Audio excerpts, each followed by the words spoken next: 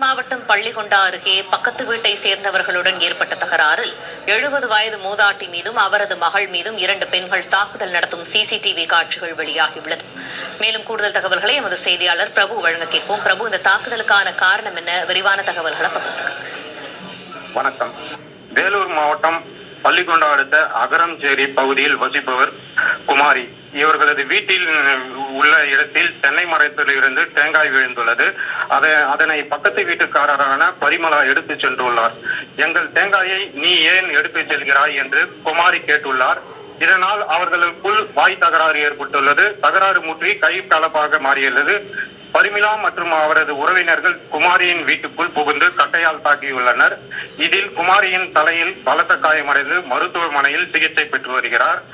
தேங்காய் பிரச்சனைக்காக வீடு புகுந்து பெண்ணை தாக்கிய சம்பவம் அப்பகுதியில் பெரும் பரபரப்பை ஏற்படுத்தியுள்ளது. தற்போது இது குறித்தான சிசிடிவி காட்சிகள் வெளியாகி பரபரப்பை ஏற்படுத்தியுள்ளது.